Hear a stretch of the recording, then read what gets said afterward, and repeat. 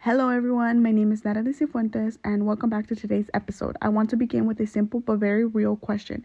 Have you ever walked down the same street as someone else and realized that even though you're sharing the same world, you might have completely different ideas and beliefs about how things should work? If you've ever felt that way, then this podcast is definitely for you. Political polarization has been an ongoing issue in the United States. I know this term is more complicated than what it really is. Political polarization is when society becomes divided into different ideological groups. This means people strongly align with their beliefs or their preferred political party while rejecting the opposing side without a question.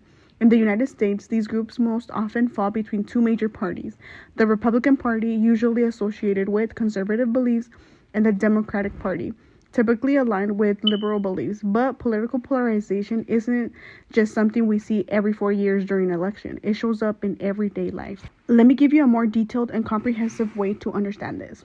Imagine a family dinner where everything is going great. Food is amazing, drinks are tasty, and everyone is having a great time. Until a political topic comes up. Suddenly, two relatives who just are having the most amazing dinner together and love each other are arguing fiercely, not because they're bad people or because they dislike each other, but because each person feels loyal to their political group. Here's another example. A better way to describe this: political polarization. Did you know some people don't date, marry, or even be friends with somebody who votes differently?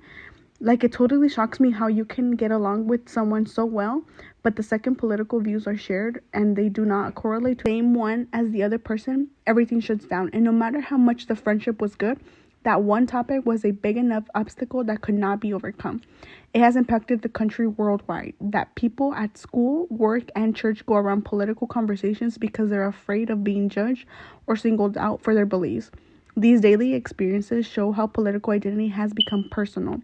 This is why I want to share social identity theory and how it comes in. For a brief memory recap, social identity suggests that people naturally form groups because it helps them understand who they are and where they belong. When political groups like supporting either the Republican or Democratic Party, it becomes someone's identity. It no longer is just a belief, it becomes a reflection of who they are. This leads to things like media favoritism, preferring information and people who agree with your beliefs, rejection, dissing, or not liking somebody automatically. Identity protection, feeling personally attacked when your political party is criticized.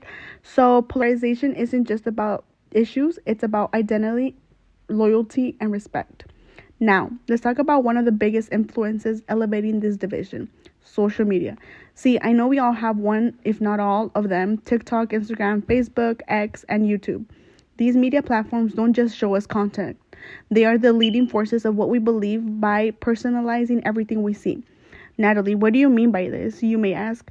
First, algorithms. Algorithms create echo chambers. Haven't you noticed when you watch, like, or even leave a comment on one video, for some reason, now your For You page will be consistent videos similar to that one video liked, watched, and commented. So if you liked one political video, more than likely you'll be shown dozens more with the same exact viewpoint. Over time, your, and I quote, For You page or feed becomes more and more with only one side, making opposing perspectives feel wrong, misinformed, or even threatening. Misinformation spreads more quickly online than any other media outlet.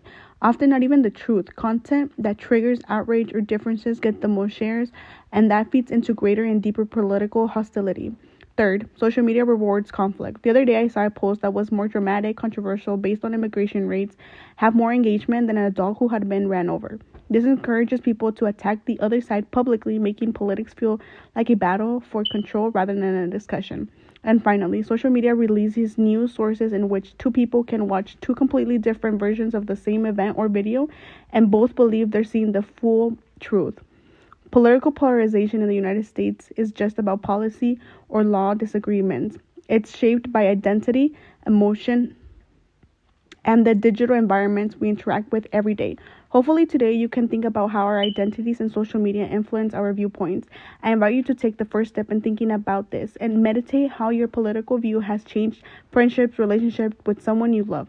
Thank you so much for joining me today. If you enjoyed this podcast, don't forget to reflect how political polarization in your life is and what can you do to improve.